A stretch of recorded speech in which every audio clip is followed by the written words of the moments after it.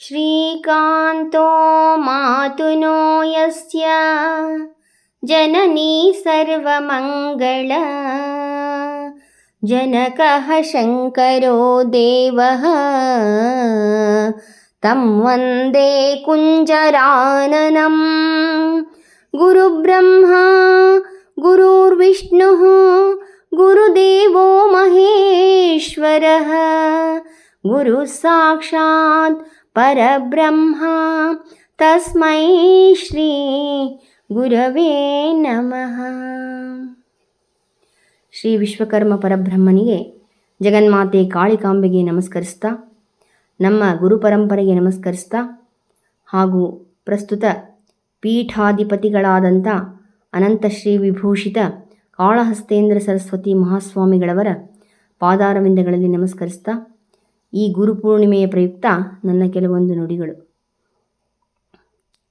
ನಮ್ಮ ಭಾರತೀಯ ಸಂಸ್ಕೃತಿಯಲ್ಲಿ ಗುರು ಶಿಷ್ಯ ಪರಂಪರೆಗೆ ವಿಶೇಷವಾದಂಥ ಮಹತ್ವ ಇದೆ. ಭಾರತದಲ್ಲಿ ಧರ್ಮ ಮತ್ತು ರಾಷ್ಟ್ರ ಸಂಕಟದಲ್ಲಿದ್ದಂತಹ ಸಮಯದಲ್ಲಿ ಧರ್ಮ ರಕ್ಷಣೆಯ ಮಹಾನ್ ಕಾರ್ಯವನ್ನು ಗುರು ಶಿಷ್ಯ ಪರಂಪರೆ ಮಾಡಿದೆ. ಆದರೆ ಈಗಿನ ಒಂದು ಪರಿಸ್ಥಿತಿಯಲ್ಲಿ ರಾಷ್ಟ್ರ ಮತ್ತು ಧರ್ಮದ ಮೇಲೆ ನಡೆಯುತ್ತಿರುವಂತಹ ಆಘಾತವನ್ನು ಗಮನಿಸಿದರೆ ಪುನಃ ಗುರು ಶಿಷ್ಯ ಪರಂಪರೆಯ ಮುಖಾಂತರ ನಾವೆಲ್ಲ ಇವತ್ತು ಸಂಘಟಿತರಾಗಬೇಕಿದೆ.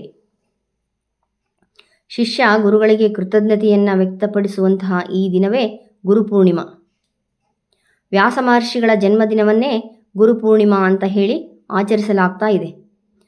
ತಮ್ಮ ಅಗಾಧವಾದಂಥ ಜ್ಞಾನ, ಪಾರಮಾರ್ಥಿಕ ದೃಷ್ಟಿ ಹಾಗೂ ಅಪಾರವಾದಂಥ ಮೇಧಾಶಕ್ತಿಯಿಂದ ಲೋಕಕ್ಕೆ ಶ್ರೀಮನ್ ಮಹಾಭಾರತವನ್ನು ಕೊಡುಗೆಯಾಗಿ ನೀಡಿ ಧರ್ಮಕ್ಕೆ ಜಯ ಅಂತ ಜಗತ್ತಿಗೆ ತಿಳಿಸಿಕೊಟ್ಟಂಥ ವೇದವ್ಯಾಸ ಮಹರ್ಷಿಗಳು ಜನ್ಮ ತಾಳಿದಂತಹ ಪವಿತ್ರವಾದ ದಿನ ಗುರುಪೂರ್ಣಿಮಾ, ವ್ಯಾಸಪೂರ್ಣಿಮಾ. ಯಮುನಾ ದ್ವೀಪದ ನಡುವೆ ಜನಿಸಿರೋದರಿಂದ ವ್ಯಾಸರಿಗೆ ದ್ವೈಪಾಯನರು ಎನ್ನುವಂಥ ಹೆಸರು ಕೂಡ ಇದೆ. ಮಹರ್ಷಿ ವೇದವ್ಯಾಸರು ಭರತಖಂಡದ ಔನ್ನತ್ಯಕ್ಕೆ ಮಹತ್ತರವಾದಂಥ ಕೊಡುಗೆಯನ್ನು ನೀಡಿದ್ದಾರೆ. 18 ಪುರಾಣಗಳನ್ನು, 18 ಉಪಪುರಾಣಗಳನ್ನು, ಆಯುರ್ವೇದ, ಜ್ಯೋತಿಷ್ಯ, ಹೀಗೆ ಇನ್ನೂ ಅನೇಕ ರೀತಿಯಾದಂಥ ಧರ್ಮಶಾಸ್ತ್ರ ಗ್ರಂಥಗಳನ್ನು ರಚನೆ ಮಾಡಿದ್ದಾರೆ. ವೇದಗಳಿಗೆ ನಿರ್ದಿಷ್ಟ ಕ್ರಮವನ್ನು, ವ್ಯವಸ್ಥಿತವಾದಂಥ ನೀತಿಯನ್ನು ರೂಪಿಸಿ 4 ಶಾಖೆಗಳನ್ನಾಗಿ ವಿಂಗಡಿಸಿದ್ದಾರೆ.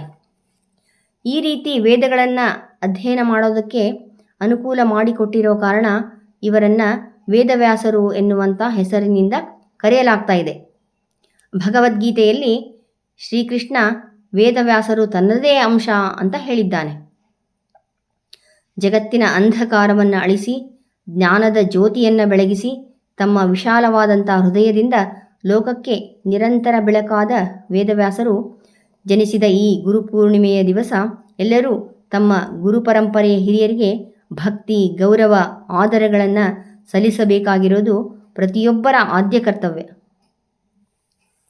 ಇದುವರೆಗೂ ನಾವಿನ್ನೂ ಗುರುಗಳಿಗೆ ಶರಣಾಗಿಲ್ಲ ಅಂದರೆ ಜನನ ಮರಣಗಳ ಪರಂಪರೆಯನ್ನು ನಾವಿನ್ನೂ ಮುಗಿಸಿಲ್ಲ ಅಂತಾನೇ ಅರ್ಥ. ಕೇವಲ ಭೋಗಗಳಲ್ಲೇ ಆಸಕ್ತಿಯನ್ನು ಹೊಂದಿ ಮೋಹಪಾಶದಲ್ಲಿ ಸಿಕ್ಕಿ ಹಾಕಿಕೊಂಡಿದ್ದೇವೆ ಅಂತಾನೇ ಅರ್ಥ. ಇವತ್ತಿನ ದಿವಸ ಯತಿಶ್ರೇಷ್ಠರೆಲ್ಲರೂ ತಮ್ಮ ಚಾತುರ್ಮಾಸ್ಯ ಋತಸಂಕಲ್ಪವನ್ನು ಮಾಡೋದು ವಿಶೇಷ.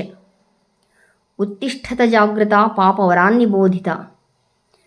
ಇದರ ತಾತ್ಪರ್ಯ, ಏಳಿ, ಎದ್ದೇಳಿ, ಜಾಗೃತರಾಗಿರಿ, ಯೋಗ್ಯರಾದಂಥ ಶ್ರೋತ್ರಿಯ ಬ್ರಹ್ಮನಿಷ್ಠರಾದಂಥ ಗುರುಗಳನ್ನು ಆಶ್ರಯಿಸಿರಿ, ನಿಮ್ಮ ಜನ್ಮವನ್ನು ಉದ್ಧಾರ ಮಾಡಿಕೊಳ್ಳಿ ಎನ್ನುವಂಥ ಕಠೋಪನಿಷತ್ತಿನ ವಾಣಿಯಂತೆ ನಮ್ಮ ಕುಲಗುರುಗಳನ್ನು ಆಶ್ರಯಿಸಿ ಅವರ ಸೇವೆಗೈದು ಅವರ ಕೃಪಾನುಗ್ರಹಕ್ಕೆ ಪಾತ್ರರಾಗಿ ನಮ್ಮ ಜನ್ಮವನ್ನು ಸಾರ್ಥಕಪಡಿಸಿಕೊಳ್ಳೋಣ. ಇಹದಲ್ಲಿ ಸುಖವನ್ನು, ಪರದಲ್ಲಿ ಮೋಕ್ಷವನ್ನು ಹೊಂದೋಣ. ಸರ್ವೇ ಜನಃ ಸುಖಿನೋ ಭವಂತು, ಸಮಸ್ತ ಸನ್ಮಂಗಲಾನಿ ಭವಂತು.